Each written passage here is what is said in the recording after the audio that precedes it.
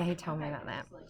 Okay, this is the second part of just a quick summarizing just a couple more quick things on My Last Duchess that I want to point to make sure that I point out to you. As soon as I get it pulled up.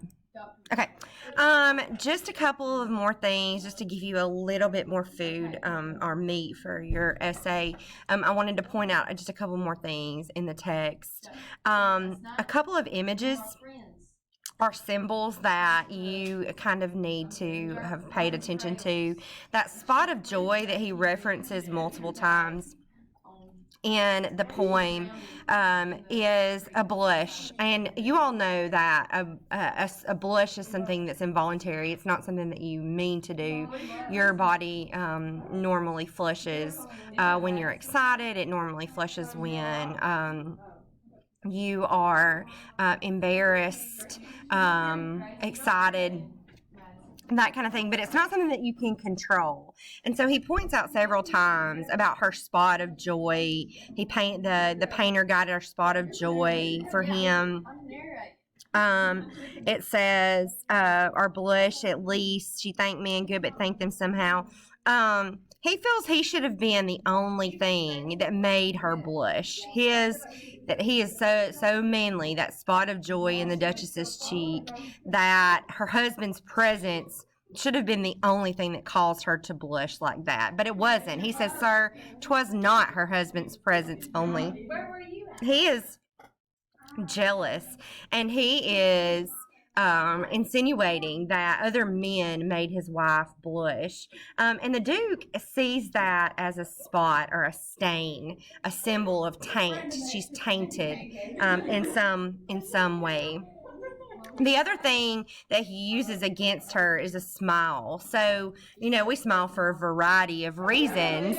And he seems to suggest that he should have been the only one that gave her enough pleasure that she would smile, that he would bestow, that she would only save those smiles for just him. However, she smiles often.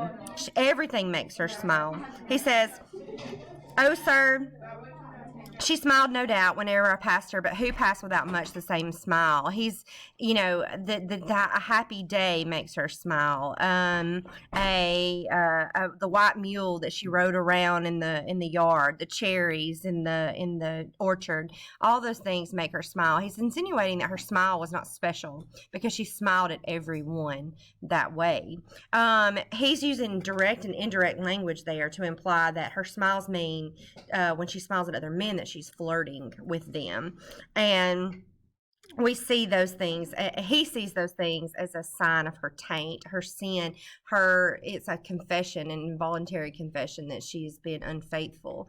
The blushes, the smiles, everything that she's doing in his mind. And we have to remember that he's not a reliable narrator. He is insane. He's seeing these blushes, he's seeing these smiles, and he's seeing that she is actually showing evidence of her guilt, that she has been unfaithful.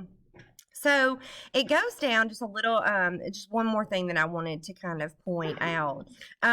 He doesn't address this with her.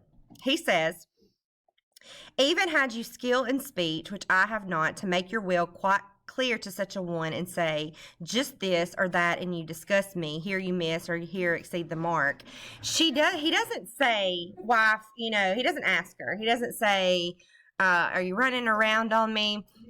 He believes he's above that. He's above that because what he's done is he's given this woman his last name, which he holds to be in high regard, his family's power. He doesn't want to stoop, and he says that. He says, "Even then would be some stooping, and I choose never to stoop." He's too high up above her to listen to her explanations and excuses that she would definitely give him if he asked about why she smiles and why she blushes for other men. So instead of asking or trying to clear up, he does the unthinkable. He says, "This grew, I gave commands, and all smiles stopped together." Okay, so he says, "I didn't address it with her. I know that she was guilty, so I just put an end to it. She don't smile anymore. She ain't blushing anymore." Okay, so keep those things in mind when you start thinking about the true nature of this speaker, this Duke, his jealousy, his insanity. We looked at several different things that pointed to the fact that he was not in his right mind. That struggle that he has with the control over his language. He wants to be in control, but inside his insane mind is dragging against that, straining against that control, because he's so jealous of what she's done and what she's doing. And remember that this is a warning. The whole purpose of showing this servant, this emissary, this picture is to warn him, to warn his master that, hey, if your daughter comes and she acts this way, I'm going to kill her too. Okay, so you tell her that if she wants to keep her head, that she is only all about me. Okay,